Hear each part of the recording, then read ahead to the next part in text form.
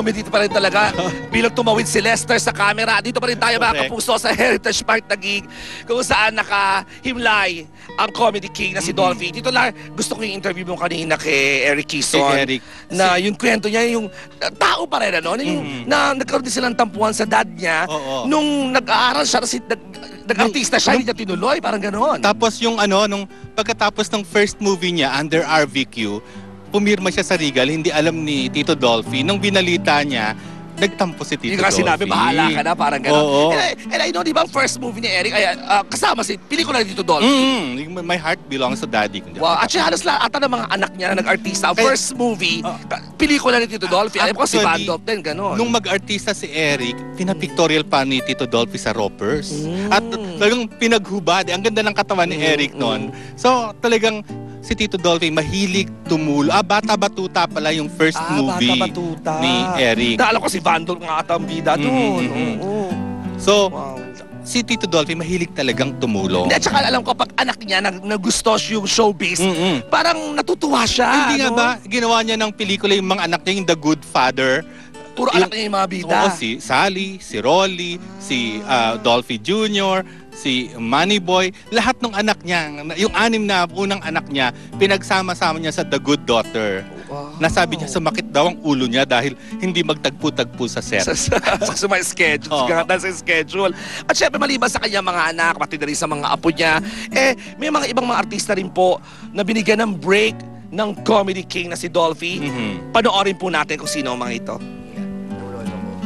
Leading man, leading lady, action star, and even a diamond star. Ang mga artistang tinitingala pa rin ngayon, alam nyo bang nagtamo ng matinding kinang dahil kay Comedy King Dolphy? Nagpapatuloy ang Pidol Records Special sa isang countdown ng mga artistang nabigyan ng big break ni Pidol. During the 70s, naabot ni Phil-American beauty Lottie Ski ang leading lady status nang itampok siya ni Pidol bilang kapareha sa kanyang mga pelikula. Fresh from her victory as Miss Philippines 1967, si Dolphy ang nagbigay ng big break kay Pilar Pilapil bilang leading lady in 6 of his movies. Sa Charlie's Angels-inspired film ni Pidol, unang napanood ang acting discoveries na hanggang ngayon, kilala pa rin sa tawag na Dolphy's Angels. Sila'y sina Carmi Martin, Liz Alindogan, at Ana Marie Gutierrez. Tapos tinawagan ko si Carmi. Sabi ko, Carmi, nawala na si Tito Dolphy. Siyempre, kaya ayoko. Ninenervous ako kasi nga, siyempre, yun ang tatay ko sa showbiz. Yun, nalulungkot talaga ako. Grabe, sabi ko kay Carmi, halika, kaya tumakbo na ako dito. Para makita ko man lang. Ang My Heart Belongs to Daddy ng RVQ Productions, ang pinakaunang pelikula ni Ronnie Ricketts. At ang Comedy King ang humubog sa kanya para maging certified action star. Every time may movie ako sa kanya, palagi niyang sweet at totoo to, talagang bigyan ako ng action scene. So it paved the way for me to go to that direction na mag-action movie. So sabi niya mag-action ka, sayang. So yun, naging tatak sa akin yun na... Dati, pa-extra-extra lang si Rita Avila sa mga pelikula ni Ishmael Bernal nang ipinareha siya ni Dolphy kay Eric Quezon sa pelikulang Bata Batuta. Na-discover siya ng Seiko Films and later on became Seiko's acting gem. At number 2, si Vic Soto. Noong 2010 ay tinukoy ni Dolphy si Bossing bilang nararapat na tawaging next Comedy King. Sa ngayon po ba, Tito Dolphy, may nakikita ka bang pwedeng bumangalawa sa inyo? Well, kilala mo yun. kilala mo. Hindi naman pangalawa yun eh. Close kami Hindi pangalawa yun. Hando na yun, nasawa na yun. Nasawa na rin yun. Hari na rin yun eh. Hari na rin yun. 9 years old pa lang si Maricel Soriano nang gumanap siya bilang batang kalye sa isang palabas ni Lottie Ski. Noong mga panahong yon, may cameo appearance si Dolphy at doon nag-cruise ang landas nila ni Maricel. Dahil na-impress si Dolphy sa kanyang talento, ipinatawag niya si Maria sa casting call ng John and Marcia. And the Diamond Star bagged the role of Shirley.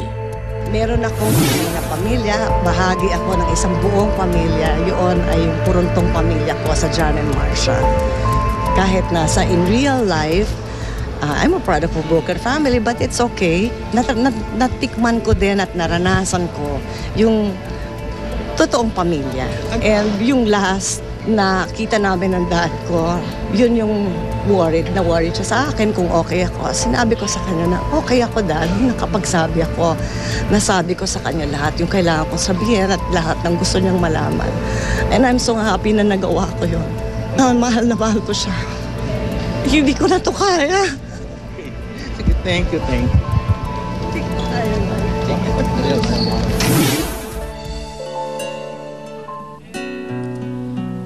Very emotional talaga si Oo. Maria. Kagabi yun. Kausap ko siya the other day nung nandito ako. Talagang as much as possible ang Diamond Star ay umiiwas sa camera kasi nga very emotional siya. Feeling niya daw yan, hindi siya makakapagsalita. No? Na at least kagabi naman pala, nagpa-unlock naman kahit pa at kaya lang nga, dahil naging emotional siya, hindi raw niya nagawa yung gusto niyang gawin. Gusto niya magpasalamat sa lahat ng Pilipino dahil sa binibigay na pagmamahal kay Tito Dolphy. At syempre ang Diamond Star talagang sinabing siya na mismo nagsasabi para anak ang tuloy na sa kanya ni Dolphy. Nakita naman natin kanina nung sinabi, di ba, immediate members of the family lang po, yung last look bago tulungan ipasok dito sa nicho. Kasama siya. Ang Diamond Member Star, ng Maricel family. Soriano. Totoo yan. At saksi ako dyan. And ako ay lumaki ako na pinanonood ang John and Marcia, kaya ako naging Maricel Soriano fan. Bino mo, ganyan pala kalit si Maricel Soriano, may John and Marcia na. Hanggang sa nagtapos ang John and Marcia, nadalaga na si Miss Maricel Soriano. So ganun katagal yung John and Marcia na talaga pamilyang Pilipino talaga ang konsepto. Ang mga tinutulungan niya sa showbiz, di ba para siyang may magic wand, sumisikat lahat. Correct. Di ba si Ronnie Ricketts? Kaya yung pinakita natin kanina, si Ronnie Ricketts pala, first movie nga doon sa My Heart Belongs to Daddy na parang ka-love team lang ni Maricel. Eto na ngayon, Ronnie Ricketts na siya.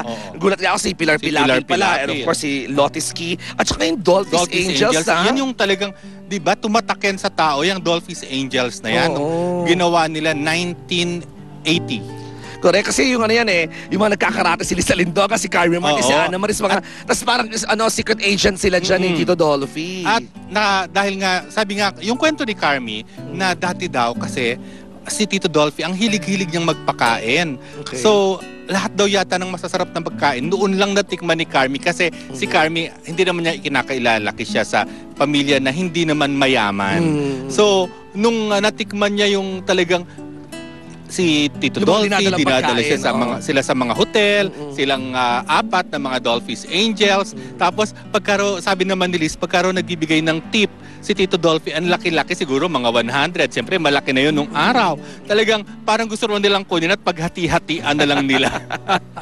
At nagulat din ako, si Rita Avila pala, doon sa Bata Batuta ng first movie ni Eric Quezon, siya pala yung ka-love team doon, na eventually nga na-discover ng Seiko Films at naging Seiko Jewel itong si Miss Rita Avila na kilala ngayon na isa sa mga mahusay na actress dito sa atin. Hindi talaga ipinagdamot ni Tito Dolphy ang showbiz. No? Talagang siya talaga, pag nakita niyang may talent ka, may potential ka, talagang i-encourage ka niya. Sige, ituloy mo yung career na yan. At saka alam ko, yung sa John and Marcia, at saka sa Home Along the Riles, at maski itong recently yung show niya na Pidol Wonderland, si Tito Dolphy, yung mga extra na mga walang trabaho, sinasama niya talaga kahit yung mga matatanda na nire-request niya na mag-extra pa rin sa kanyang mga programa.